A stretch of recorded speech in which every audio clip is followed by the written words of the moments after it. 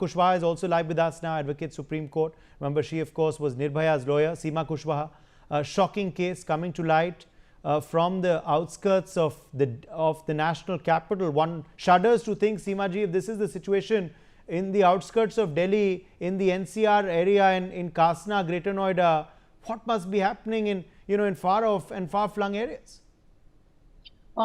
सबसे बड़ी बात यह है कि ये सिर्फ दिल्ली एनसीआर का नहीं है, ऑल ओवर भारत की ये प्रॉब्लम है। और नंबर ऑफ अगर डॉरी डेथ में केसेस की बात करें, जिसमें कि 50% से ज्यादा केसेस तो रजिस्टर्ड ही नहीं होते हैं।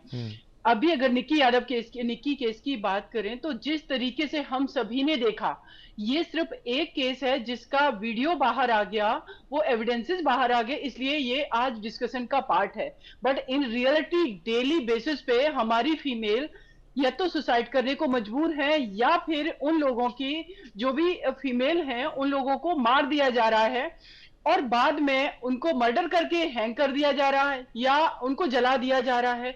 तो ये जो डॉरी है, इसमें मुझे लगता है कि सोसाइटी में इस चीज को एक्सेप्ट किया जा चुका है कि अगर कोई भी फीमेल है या मैरिज हो रही है, तो उस मैरिज में ये तो गिफ्ट है, ये तो प्राइज के रूप में दिए जा रहे हैं, ये तो नॉर्मल बात है, ये तो सोसाइटी का स्ट्रक्चर है। लेकिन इस सोसाइटी के स्ट्रक्चर में मुझे जितना समझ में आया कि एक फीमेल जो अपने पेरेंटल हाउस से दूसरे घर में जब जा रही है शादी करके, तो एक फैमिली से दूसरे फैमिली में वो प्रॉपर्टी का लेन देन हो रहा है वहां पर, और बेटी को उस प्रॉपर्टी को और ज्यादा खींचने के लिए दूसरी फैमिली से उसको माध्यम बनाया जाता है कि हम एक बेटी इसको टॉर्चर करेंगे तो उसके पेरेंट्स और ज्यादा पैसा देंगे, हम इसको और टॉर्चर करेंगे तो और ज्यादा पैसा देंगे, और अल्टीमेटली रिजल्ट्स इस तरीके से आते हैं जो कि निक्की के केस में है। मेरे पास ऐसे करीब 50 केसेस हैं जिसमें विद इन 2 मंथ्स शादी के, 3 मंथ्स, इवन की एक बेटी का केस है देहरादून में, उसका हस्बैंड फर्स्ट क्लास ऑफिसर है, उस बेटी को डॉवरी डिमांड हमेशा वो करते रहे, और जब उसकी फैमिली ने वो पैसे नहीं दे पाए, लड़की फोन पर बात करी अपनी मदर से कि मम्मी ये मुझे पीट रहे हैं। उसकी माँ कह रही है बेटा तुम घर से बाहर निकल जाओ, किसी को बता दो। लेकिन उसका फोन कटता है, 1 घंटे बाद उसके नेबर का कॉल आता है, कहता है कि आपकी बेटी की डेथ हो गई है।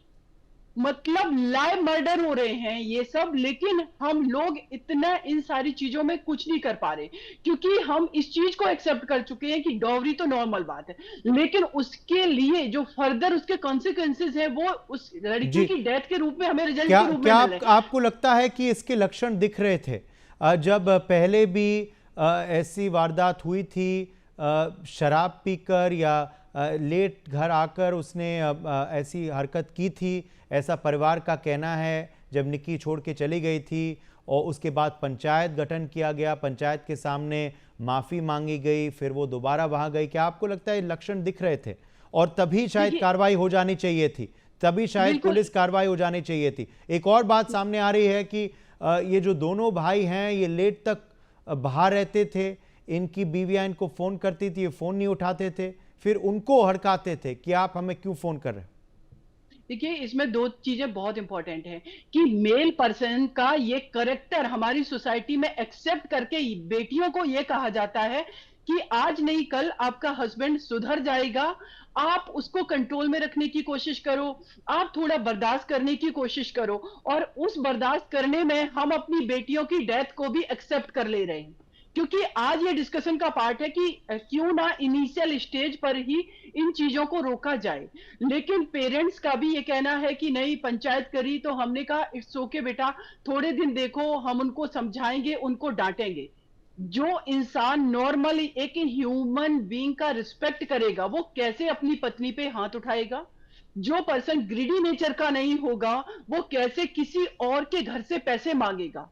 हम भिखारी जो रोड पर है उनको तो क्रिटिसाइज कर देते हैं कि वो 5 रुपए 10 रुपए मांग रहे हैं, लेकिन ये सो कॉल्ड लोग मुखौटा पहने हुए यही तो अभी किरण बेदी जी कह रही हैं। किरण बेदी जी तो यही कह रही हैं कि ये लिटरेट बेगर्स हैं, ये लिटरेट बेगर्स हैं। एग्जैक्टली, हम ये चीजों को देख रहे हैं कि जो बड़ा मुखौटा पहने हैं कि हम सिविलाइज्ड सोसाइटी हैं, लेकिन वो सिविलाइज्ड सोसाइटी में हम रिश्ता भी उसी घर का एक्सेप्ट करेंगे जहां पर हमें बहुत ज्यादा पैसा मिलेगा। इवन की लव मैरिज में भी ये देखा जाता है कि लड़की कितनी स्ट्रॉन्ग फैमिली से है, अगर वो जॉब कर रहे हैं, इवन की एक और चीज आपको बताना चाहती हूँ मैं सर, कि जो लड़कियां वर्किंग हैं, अगर वो शादी करके आ रही हैं, हमारे पास ऐसे बहुत सारे केसेस हैं, तो उनकी डिवोर्स केस अब इसलिए फाइल हो रहे हैं क्योंकि उनके हस्बैंड का कहना है कि तुम्हारे फादर ने डॉरी नहीं दी है, तो तुम्हारी सैलरी के पैसे पर मेरा हक है, अगर तुम उसको खर्च नहीं करोगी, उस लड़की के नाम से या कोई फ्लैट ले लिया, ईएमआई बंधवा दी, वो बेचारी सफर कर रही है।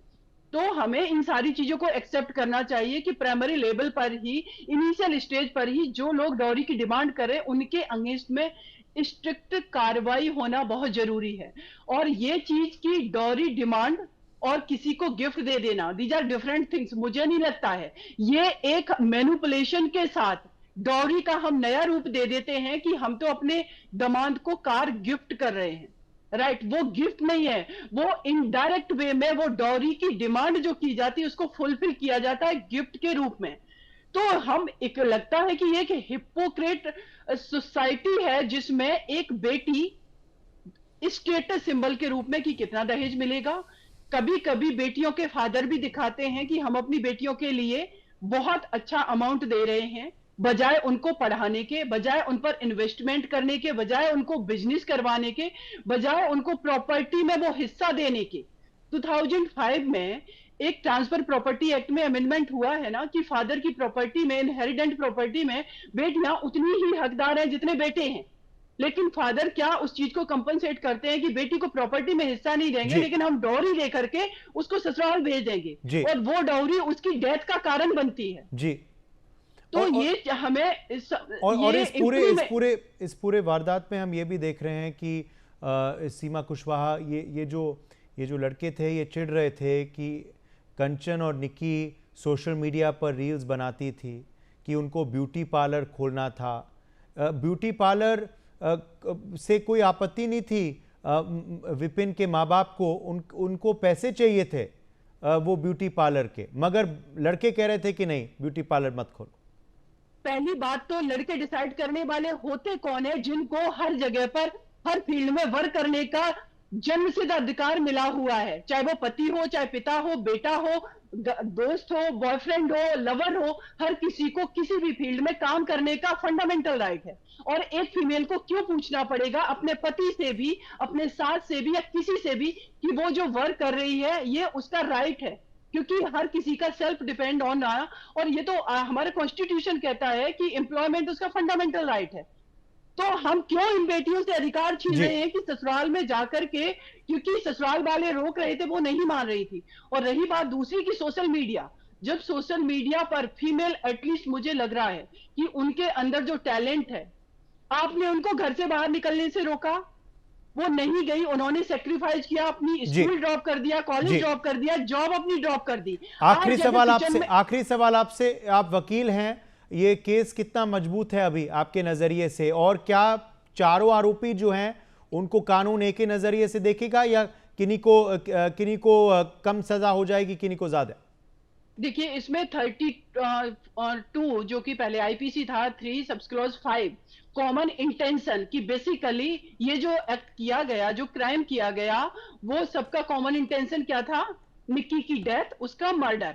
उसके लिए जरूरी नहीं है कि उस पर्टिकुलर प्लेस पर, क्राइम ऑफ सीन पर चारों की प्रेजेंस भी हो, ये कानून कहता है। तो डेफिनेटली मुझे लगता है चारों का, चाहे वो निक्की के जो ब्रदर इन लॉ थे, उनकी सिस्टर के हस्बैंड, उनकी मदर इन लॉ, इनके हस्बैंड, इन सभी का इक्वल पार्टिसिपेशन है, कॉमन इंटेंशन था उसका मर्डर। तो सभी की सजा भी इसमें कम से कम एक ही होनी चाहिए, जो कि एज पर द लॉ।